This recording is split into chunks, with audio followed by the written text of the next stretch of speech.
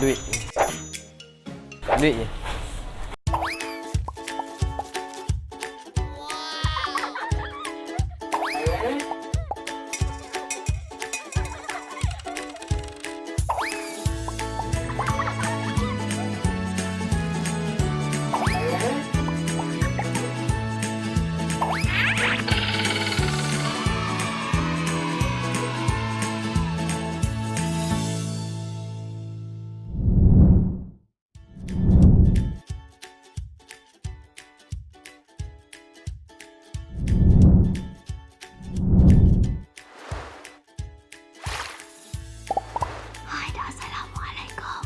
Minggu lepas, kita belajar macam mana nak kumpul duit dan tempat-tempat kita boleh simpan duit. Tapi, saya dengar kita juga kena lindungi diri dari risiko. Apa maksudnya? Jadi, minggu ni kita akan belajar apakah risiko kewangan, macam mana kita nak lindungi diri kita daripada risiko-risiko ini, apa itu takaful dan apakah tips-tips untuk orang yang baru nak belajar tentang takaful. Sebelum tu, saya nak tahu, apa korang tahu tentang risiko kewangan?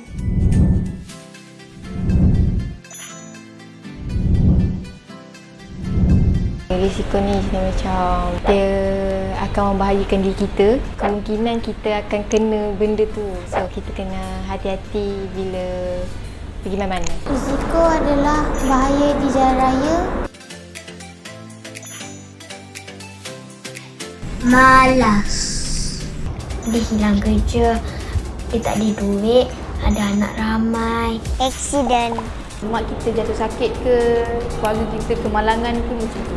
Kebakaran, kecurian. Tentang sesuatu. Takaful ni macam untuk kita menyimpan duit sewaktu kita kecemasan. Kita boleh menggunakan duit takaful tu untuk membantu keluarga kita. Takaful tu duit masa kita tua dan kita susah.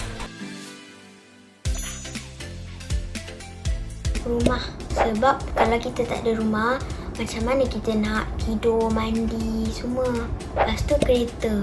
Kalau kita asyik jalan kaki je, penatlah nanti kita. Duit. Duit je. Basikal saya. Samalah kita. Basikal Zara juga merupakan salah satu barang yang paling berharga bagi Zara. Nampaknya, ramai orang yang tak tahu pasal risiko kewangan.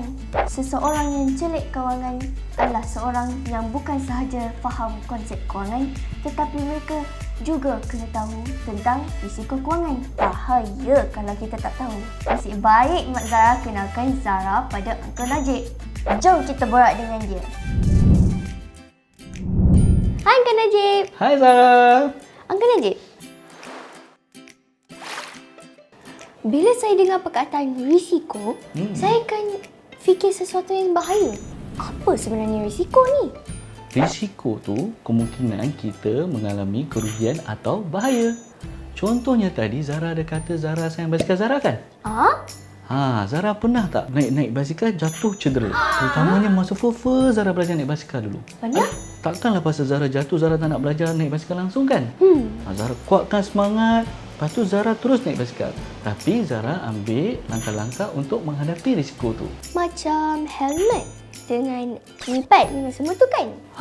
Betul-betul. Dia macam kita menikmati kehidupan ni. Gelak-gelak dengan orang tersayang, nak kumpul memori-memori indah. Betul tak? Sambil kita lalui kehidupan ni, kita tak boleh lari dan terdedah daripada pelbagai risiko kat luar sana. Tapi, kita boleh ambil langkah berjaga-jaga untuk menghadapi risiko tersebut. Bak kata pepatah, sediakan payung sebelum hujan. Kalau kita ikut contoh Zahra tadi, pakai helmet sebelum naik basikal. Tapi hari ini, kita bincang pasal antara risiko yang mungkin memberi kesan kepada kewangan Zahra adalah seperti duit Zahra kena curi, kemalangan dalam keluarga, scammers, ataupun mungkin mak ayah Zahra tak sempat kumpul duit untuk simpanan pendidikan Zahra, tapi mereka jatuh sakit. Saya tak boleh bayangkan apa-apa terjadi pada keluarga saya lah. Tapi saya pernah dengar sesuatu kat sekolah. Malang tak berbau kan? Kalau saya boleh pakai helmet untuk kurangkan risiko jatuh basikal, apa apa yang boleh saya lakukan untuk kurangkan risiko dari situasi-situasi yang tak diingini ni? That's the concept, Zara. We hope for the best, we prepare for the worst. Antara risiko-risiko kewangan yang paling tinggi di zaman digital ini ialah scammers. Untuk menangani risiko kewangan ni, Zara kena ingat tips. TIPS. Nombor 1, T adalah untuk taktik. Zara kena ketahui taktik-taktik scammers di luar sana. Banyak scam kat luar sana seperti iPhone harga murah, scam pertandingan dan banyak lagi. Nombor 2, I adalah untuk identity. Jangan kongsikan apa-apa identiti diri sendiri macam nama penuh, nombor kad pengenalan, akaun bank, PIN bank ataupun password dengan sesiapa saja. Bank takkan minta maklumat begini melalui email atau telefon. Nombor 3, P adalah untuk perhati. Kalau Zara keluar kedai, perhati sekeliling. Kalau Zara lawat laman web, perhatikan alamat web tu betul. Last sekali adalah S. S adalah untuk semak. Semak sebarang maklumat yang Zara dapat dengan ibu, bapa ataupun ahli keluarga yang lebih berpengalaman. Banyak laman web kat luar yang Zara boleh cek rekod pasal scammers. Zara boleh pergi ke Jabatan Siasatan Komersial Jenayah ataupun terus pergi ke laman rasmi Polis Diraja Malaysia. Tapi kan, macam mana pula dengan risiko kewangan yang lain? Macam Uncle Najib sebut tadi. Apa jadi kalau Zara atau mak dan ayah Zara jatuh sakit? Apakah helmet yang kita boleh guna untuk kurangkan risiko ni? Antara helmet yang Zara boleh gunakan adalah seperti tabung kecemasan atau simpanan. Tapi kadang-kadang simpanan tak mencukupi untuk menampung perbelanjaan yang diperlukan. Zara tahu 52% rakyat Malaysia menghadapi kesukaran untuk menyediakan RM1,000 sekiranya berlaku kecemasan. Kat situlah takaful tu sangat penting. Takaful? Apa tu? Takaful ni ibarat Zara dan 10 kawan-kawan Zara mendema dalam satu tabung kecemasan untuk membantu satu sama lain. Kalau apa-apa terjadi antara salah satu daripada kita bagi sejumlah wang kat dia untuk dia membantu dia menghadapi kesukaran yang dia tengah hadapi tu.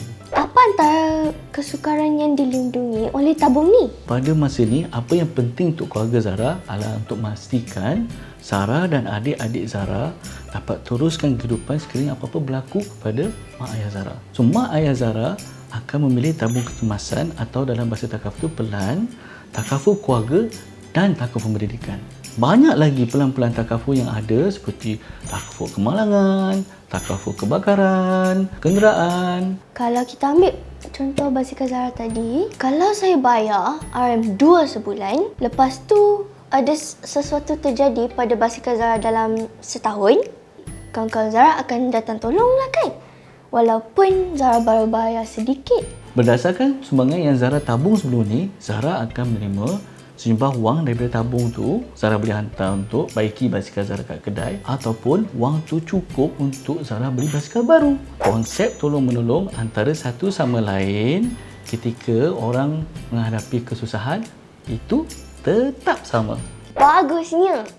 Mak Zara kata menderma dan tolong-menolong tu amalan mulia. Baru Zara faham kenapa kawan Zara seorang ni selalu kata, nasib baik keluarga saya ada takaful. Nak tengok? Nak? Okey, jap. Hai Zara, saya Nadira dan saya merupakan salah seorang kembar 4. Dan saya tahu tentang perlindungan takaful sejak usia muda lagi kerana ia adalah sesuatu yang ibu bapa saya sangat mementingkan. Yalah, kos perubatan untuk 4 orang sekaligus bukannya sesuatu yang murah. Dan ketika tahun 2017, salah seorang antara kami berempat dan ibu saya dimasukkan dalam hospital kerana masalah kesihatan. Dan kos perubatan ketika itu sangatlah mahal. Kami memang ada perlindungan takaful sejak 20 tahun yang lalu tetapi tidak pernah menggunakannya sampailah saat itu. Nasib baiklah kami sediakan payung sebelum hujan. Ingat, walaupun muda, perlu ada perlindungan takaful untuk masa depan anda. Okey? Bye Zara! Nasib baik keluarga kawan Zara ada takaful kan? Uncle Najib ada tak tips-tips untuk Zara dan kawan-kawan Zara di luar sana? Okey. Tips untuk Zara dan kawan-kawan Zara. Nombor 1, Zara tak terlalu muda untuk belajar mengenai mengawal risiko. Lagi awal Zara bermula, proaktif belajar bagaimana mengawal risiko, lagi elok. Nombor 2, jangan tengok simpanan, tabung kecemasan ataupun perlindungan takaful sebagai tambahan. Jangan tunggu sampai ada duit lebih baru nak ambil takaful. Ramai di luar sana yang tiba-tiba ditimpa kesusahan dan jatuh miskin. Terutamanya bila ketua keluarga tidak dapat menyara kehidupan keluarga disebabkan kemalangan, sakit, tidak upaya atau kematian. Nombor 3, mulakan dengan jumlah yang kecil. Jangan jadikan pendapatan sebagai halangan untuk dapatkan takaful. Uncle dan kawan-kawan Uncle di FW Takaful telah menyediakan satu produk takaful yang mampu milik. Pemula serendah RM2 sebulan boleh dapat perlindungan takaful. Kita nak seramai orang di Malaysia dilindungi oleh takaful. Okey, terima kasih Uncle Najib. Sekarang Zara rasa lega sikit sebab Zara dah tahu risiko-risiko kewangan dan bagaimana Zara boleh buat persediaan yang lebih baik untuk lindungi Zara dan keluarga Zara. Zara tak perlu risau pasal situasi-situasi tak dijangka sebab Zara akan dapatkan perlindungan takaful. Sekarang, Zara boleh mula fikir cara untuk menikmati hidup Zara. Untuk jadikan impian Zara realiti, Zara kena belajar cara nak kembangkan lagi duit Zara dulu. Macam mana? Pelaburan. Di episod Kecil-Kecil Celik Duit akan datang, kita akan belajar tentang pelaburan, okey? Sementara itu, jangan lupa layari www.fun4.live. Jumpa lagi!